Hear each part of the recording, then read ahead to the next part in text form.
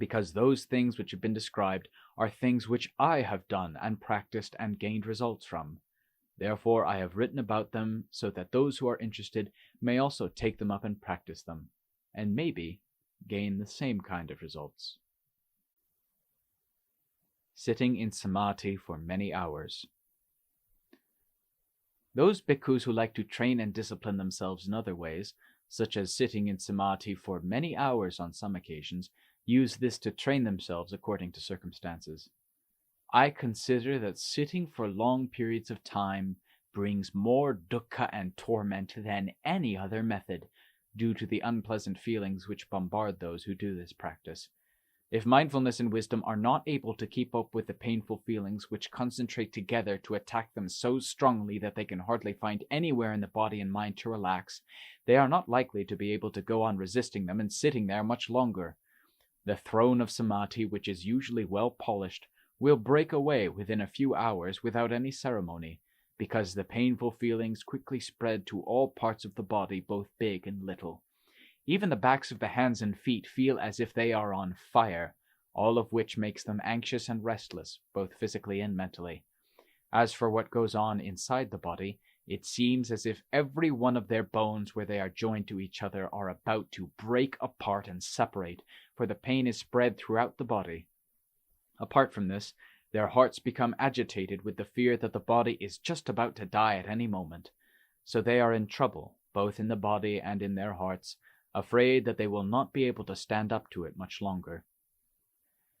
The painful feeling which comes at that time will arise and die away 3 times before reaching the most intense and painful period. Each time it arises, it remains quite a long time before it calms down and subsides on its own, without anything being done to reduce it or make it easier to put up with. After it has calmed down and eased off, giving a short respite, it then begins once again, and this happens 3 times. Each of these periods of painful feeling must arise and establish themselves and penetrate throughout the body in all its parts, both big and small. Then it remains there for some time until it gradually dies away and becomes calm. But when they reach the 4th period, which is the period of the great dukkha vedana,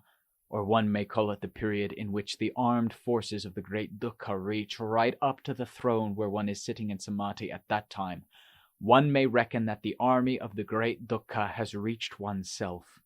Every part of the body will then be as if it were burning in a mass of flames, externally as if it was being roasted over a fire, and internally as if it was being beaten by hammers and stabbed with sharp steel daggers. It seems that the whole body is in agony, as though about to break apart and fall into bits until it becomes dust, dispersing and spreading apart due to the power of the pain and torment which is burning and destroying every part of it.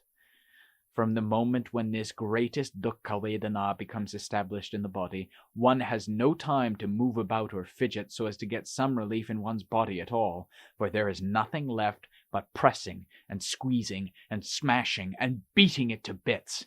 Up to this time, the chitta may have been contemplating other aspects of Dhamma, but now it will have to withdraw from it so as to turn mindfulness, wisdom, and all its strength to inquire into the question of one's life, and to do this in real earnest.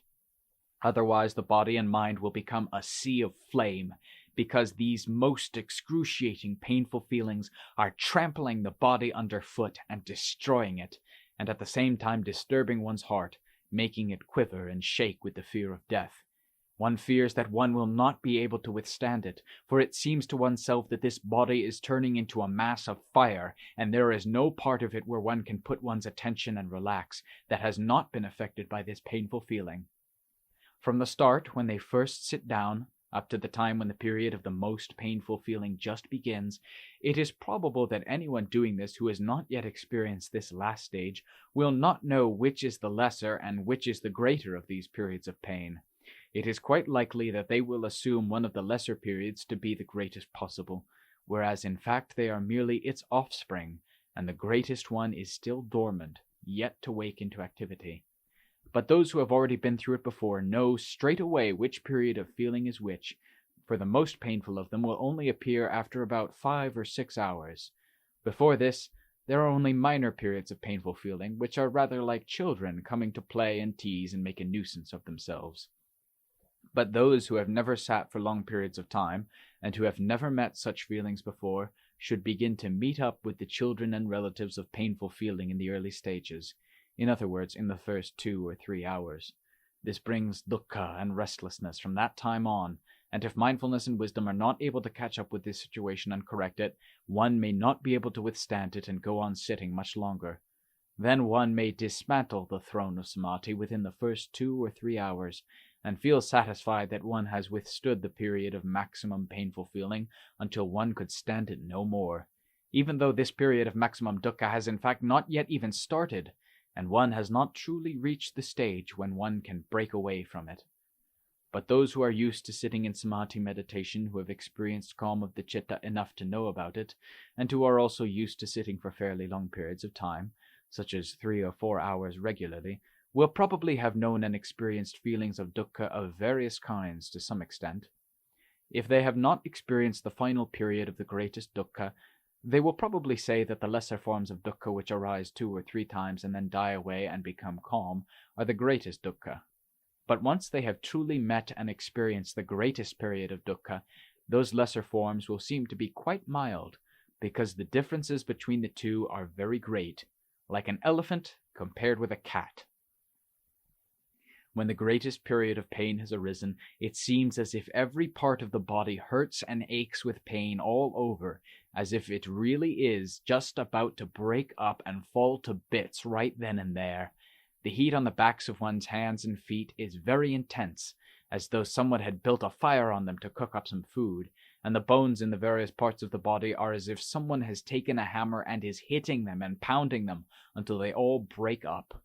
Because the painful feelings become so excruciatingly severe and all-embracing, until in the end there is nowhere that one can put the body and the citta to get any relief, for the whole of it seems to be a mass of fire. The only things which can stand up to it at that time are mindfulness, wisdom, faith, and effort, aided by patient endurance, which supports one's refusal to give up and withdraw one's forces and lose the battle to the enemy, who is fighting with every bit of power that he has, as though he is going to smash one to bits and grind one to powder right then, without giving one any chance of survival. When it is driven into a corner such as this, the citta cannot find any way to escape, and it is forced to dig in and fight as a matter of life and death, using mindfulness and wisdom to get at the truth of the body and citta, which it may only come to know and experience by means of striving. Wishing that the painful feelings should stop, and disconsolately thinking that one will not be able to stand up to it, are aspects of samudaya, the cause of dukkha, which enhances dukkha, making it stronger and more intense. At this time, one must under no circumstances allow thoughts of this kind, if one does not want to lose out in a graceless, unseemly manner. All one has left is mindfulness and wisdom, which one must arouse by using various skillful means to cope with the feelings which arise at that time, by discriminating between the body, feelings, and the citta, examining them and comparing them side by side, until one knows the truth of each of them quite clearly by means of wisdom. In separating out the body from the others, one should go to the focal point where dukkha seems to be stronger than elsewhere, and single it out for investigation. Thus, for example, if a bone in the leg or the knee is the most painful, one fixes one's attention on that place, and establishes mindfulness to investigate it with wisdom by questioning, is this bone really the pain, or is the pain this bone? If the bone is really the pain, why does the bone not disappear when the pain goes? For if the two are identically the same, both must go together in order to conform to the truth of nature. Furthermore, after a person has died, all painful feeling in the body is at an end, yet the bones are still there. And when the body is taken away and cremated, do the bones give rise to any pain or not? If they do not give rise to any dukkha in the sense of painful bodily feeling at all, right up to the point when the fire burns them down to ashes, to think, as people usually think, that the bone itself is the pain when this is evidently not the case, should make one ashamed in the face of the bones and all the other parts of the body which have similar characteristics, for none of them are the painful feeling itself in the way that people talk about them. And again, if the pain and the bone were truly the same thing, This bone has been there since the time one was born, so why does the pain only rise at times, such as while sitting here in samadhi? Why is the pain not continuous, much as the bones themselves are not continuous, being joined one to another as they have been since the beginning? This being the case, to believe that this bone is dukkha, or that dukkha is the same thing as this bone, is bound to be false, a belief which contradicts the truth, which should make one feel quite ashamed in the face of the truth, which does not conform to one's beliefs and assumptions at all. While one is disentangling the bones and feelings so as to find out the truth about them, the citta, mindfulness, and wisdom must be fully attentive and truly committed to what they are doing. One cannot afford to let the citta go elsewhere, for one must be fully involved with what one is investigating, and one must go on investigating, going back and forward and all over it until one understands it clearly. It does not matter how many times one goes over the problem, but only that one goes on investigating until one understands, which is the main purpose of what one is doing. When one has understood quite clearly in regard to one part of the body, the citta will probably penetrate all the other parts of the body which have the same characteristics, automatically, on its own. After doing that, he will go straight on to separate feelings from the citta without any break, to examine them and compare them together, looking into them in detail, thoroughly, with mindfulness and wisdom. This is done in the same kind of way as was used to separate the body from feelings for investigation, by putting up questions to ask oneself, such as, the citta is the same as feeling, or feeling is the same as the citta. Is this true? If the citta is truly feeling, as I have supposed, when painful feeling dies away and disappears, why does the citta not also die away with it? And if feeling is identically the same as the citta, then whatever way the citta goes, this painful feeling must go along with it, and it cannot die away and disappear. But in fact, painful feelings both arise and cease, while the citta goes on, knowing and being the citta throughout time, for it does not die away together with feeling. This being the case, does it not contradict the truth, and make one ashamed in the face of the truth, to stick to the view that the citta and feeling are one and the same, or to think in a way that swallows the truth so that it turns into falsehood, and goes the way of crazy, wild forms of knowledge and understanding such as this? To analyze and distinguish between the body and feeling, or between the citta and feeling, it is essential for mindfulness and wisdom to move about quickly, with agility, throughout the field of the work that one is doing. One cannot let them go out to anything else at that time, for the more intense the painful feeling becomes, the more must mindfulness and wisdom go on investigating it without stopping, in order to come to know those things which one wants to know, to see, and to understand. Whether the feeling becomes more intense, or abates or disappears, it is important that one should know it clearly in the sphere of one's investigation. It is also important that one must not be anxious for the dukkha to disappear before one's investigation has brought understanding of the truth of the body, feeling, and the citta, and how they are each different and separate from one another. What, in fact, is the truth about oneself? To find out, one must go on investigating until one understands the body, feeling, and the citta. After having truly understood by means of mindfulness and wisdom, one will have realized that the body is just the body, and one no longer accepts the usual view that it is dukkha and feeling. Feeling is just feeling, and again, one no longer accepts the view that it is the body and citta.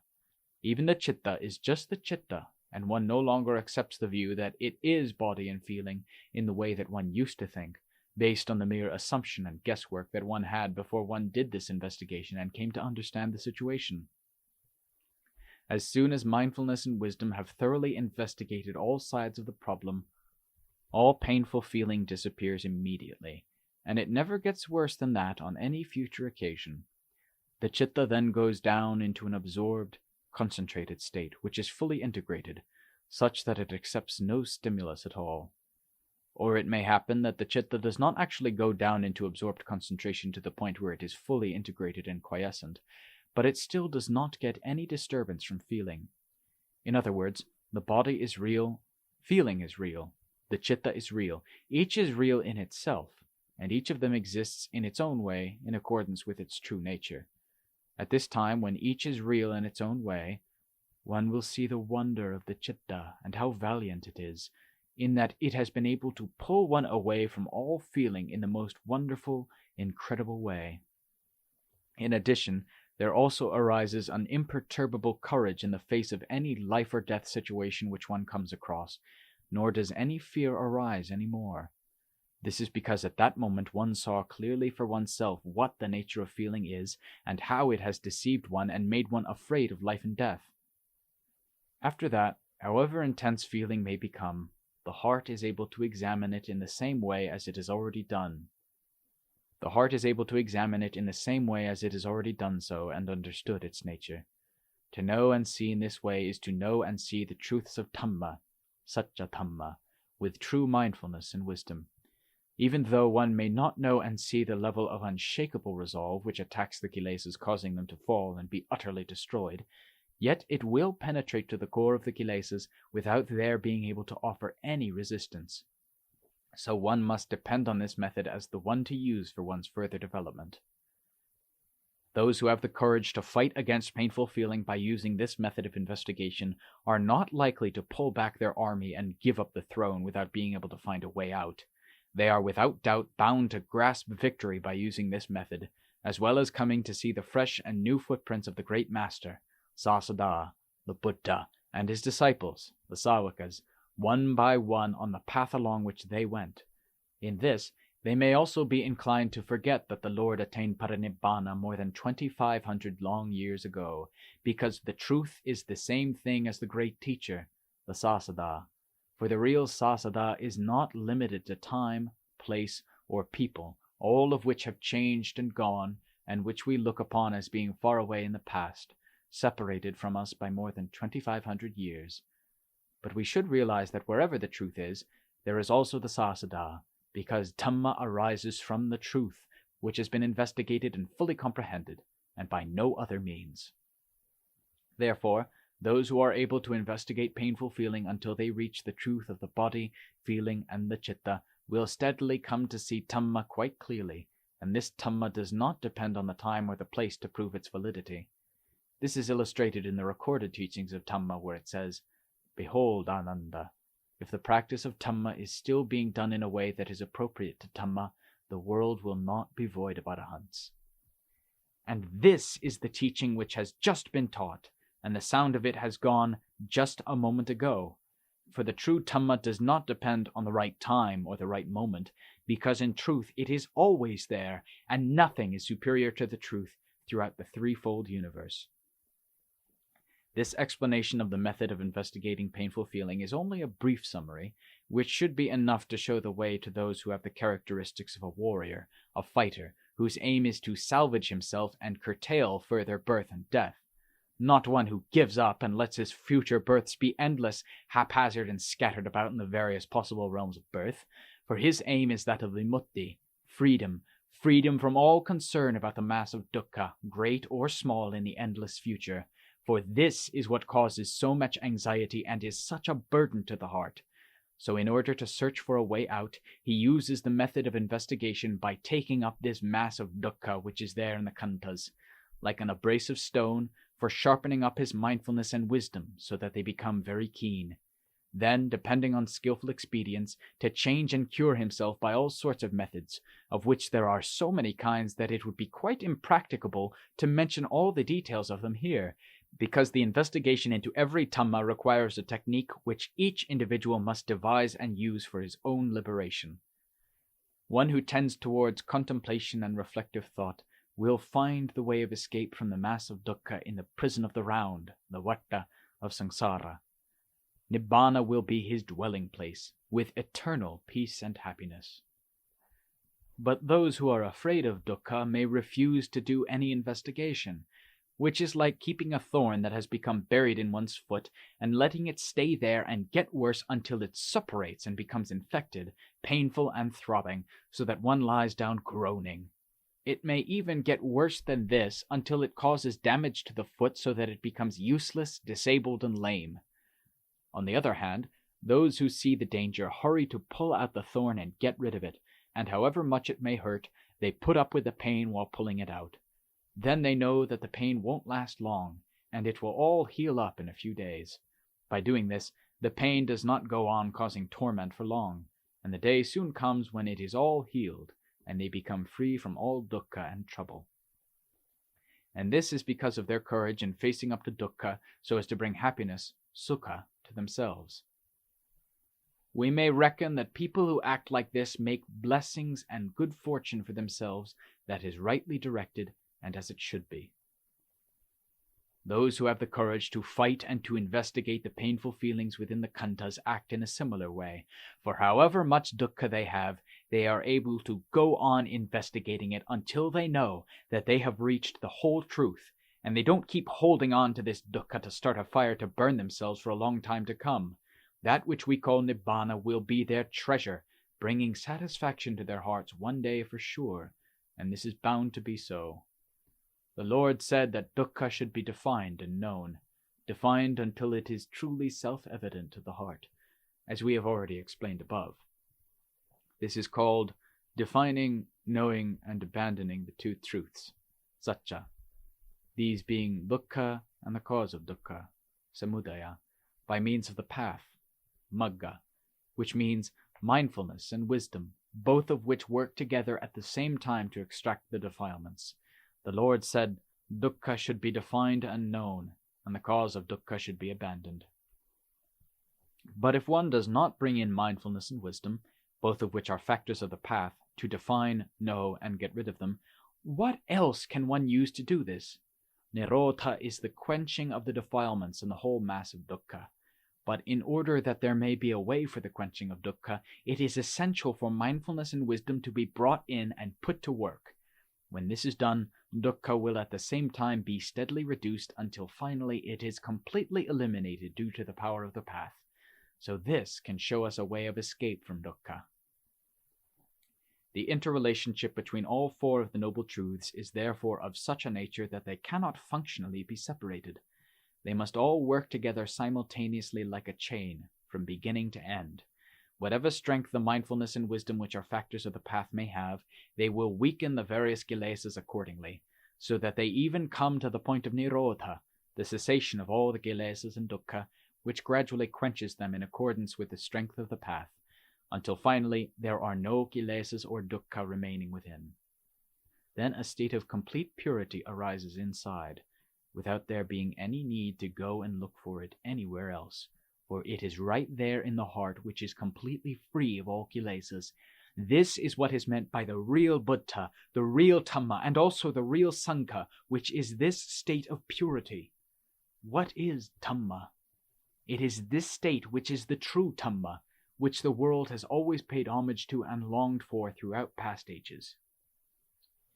Those whose aim and desire is to experience and see what is meant by the real Dhamma in a way which goes deeply into the heart, should not overlook or neglect the training of the heart, which is always ready to become Dhamma throughout at any time.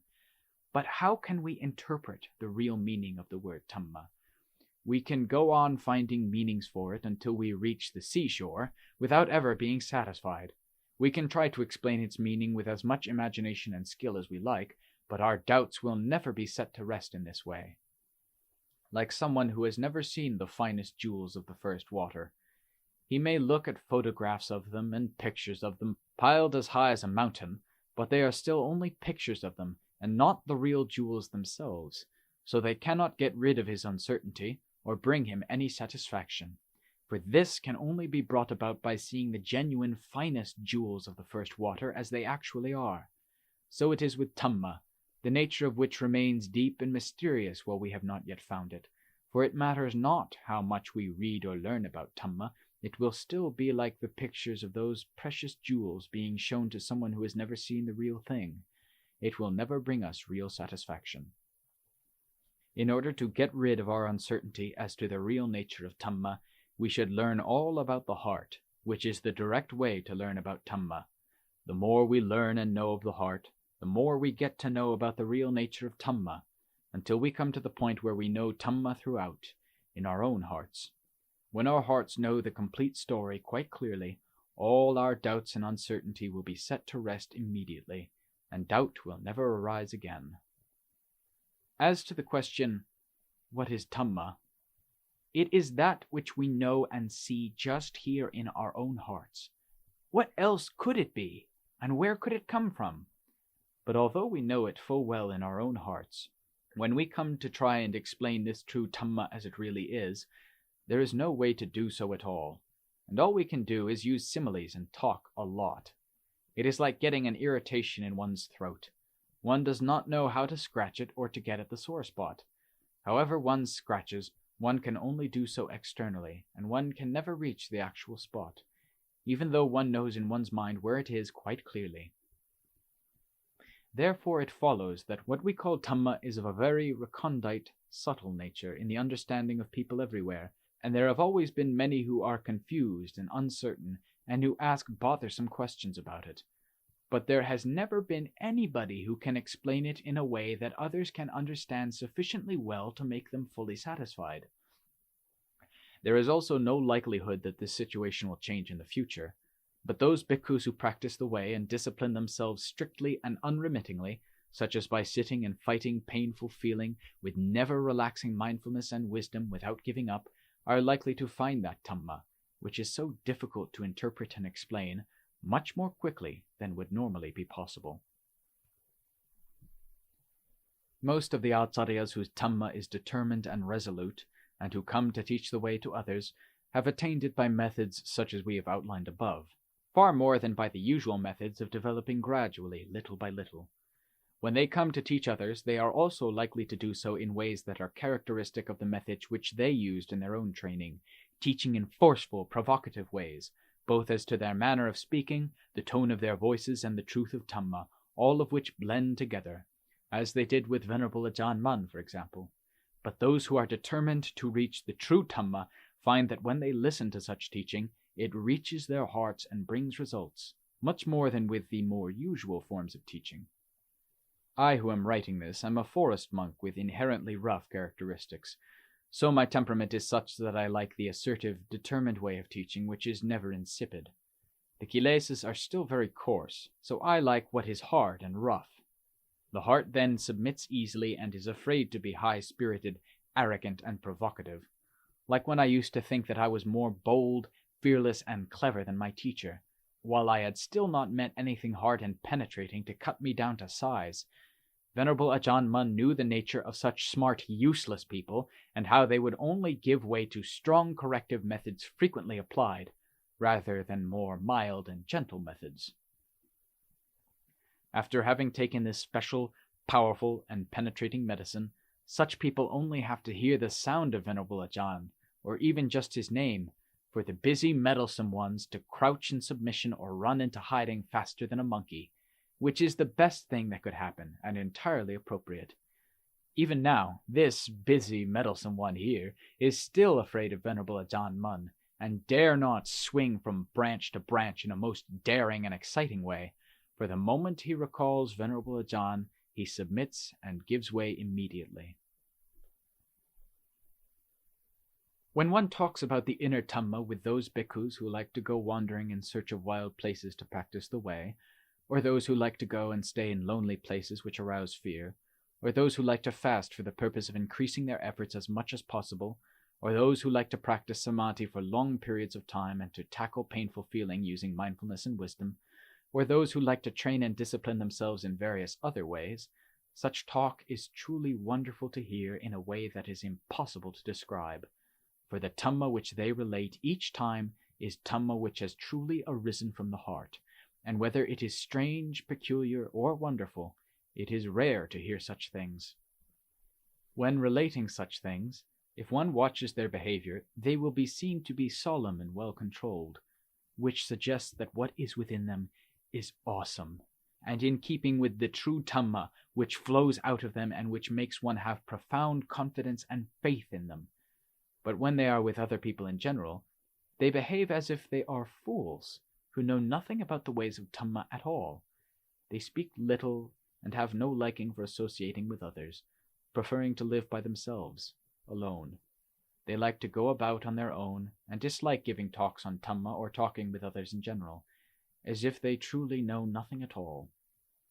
When, however, these bhikkhus are with their intimate friends and they talk together, The listener can hardly keep up with what they say. One can hardly imagine where the Dhamma comes from, for it comes out in a torrent like water flowing free of all restriction, and without ever repeating themselves. Each time one listens to them, they speak about different aspects of the Dhamma which is entirely within them.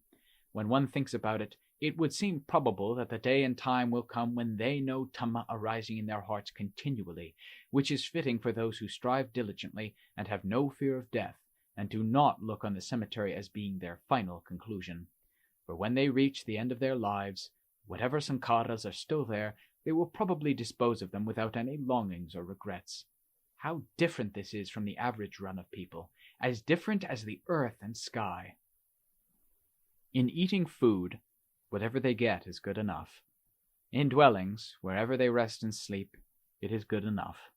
However things go with them, it is good enough, and they are not concerned or anxious about how it is going to be in the future, or how it has been in the past. They are light and unburdened, their ears are very keen, and their hearts are firm and resolute, as if a diamond were buried in them. When they walk Jangama, they go on for many hours, either by night or by day, for they resolutely strive as if it was all one night for them. When they sit in Samadhi Pāvana, their bodies are like a post, and they remain there for many hours, for they act as if something unusual and wonderful had arisen in them, or so it seems to us who see them and admire all their ways and find nothing in them that we should blame. In fact, they are good examples to all of us in their ways and actions.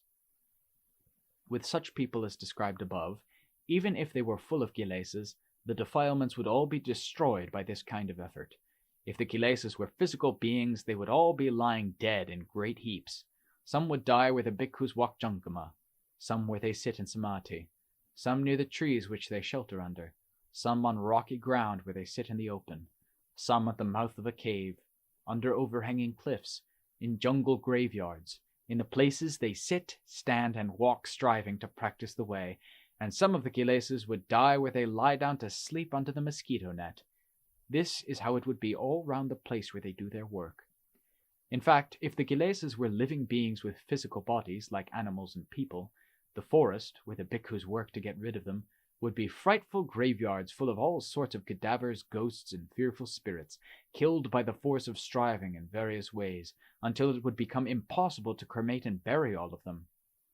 If any timid person, afraid of ghosts, were to go to such a place, they could hardly breathe, and must get out quick and go home, because of the ghosts of the kilesas that had been killed and destroyed by those who were not afraid of death in the battle of the round of samsara.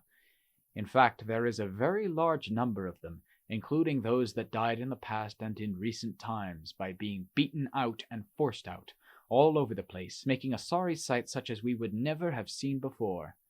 But those who destroyed all these various kinds of kilesas by means of their striving gained happiness and contentment, and cured all their worries, concerns, depression, and melancholy states, and happily enjoyed their great inner wealth, which is so excellent, and theirs alone. Nothing ever gets into it to cause disturbance and trouble, which is so different from wealth in the outside world, for all that one possesses is just waiting to slip through one's hands and disappear for all sorts of reasons. For one may lose one's wealth by frittering it away and destroying it oneself, by thieves stealing it, or by countless predators of all sorts, so that in sleeping, sitting down, or whatever else one does, one is anxious, because one must watch and guard it all the time. Even then, wealth is also a danger to its owner in another way, as in the Dhamma aphorism, Lopo Dhammanang Paripanto. Greed, Lopa, is a danger to Dhamma. In other words, to all forms of calm and peace. Those forms of Dhamma which are what we call calm and happiness are not likely to be able to develop and thrive as they should in one whose heart is infected by greed, which is bound to destroy and wipe out all that he has without remainder. Therefore, those who are anxious to gain happiness and increase of heart with Dhamma as their rest and support must think well about themselves and look on greed with apprehension as being a great destroyer. They must also be strict, unyielding, and firm with that which is always waiting for a chance to destroy the Dhamma which is within their hearts, and they must never be easy and give way to it, letting it take charge of them, for it can lead to their death, even while they are still living.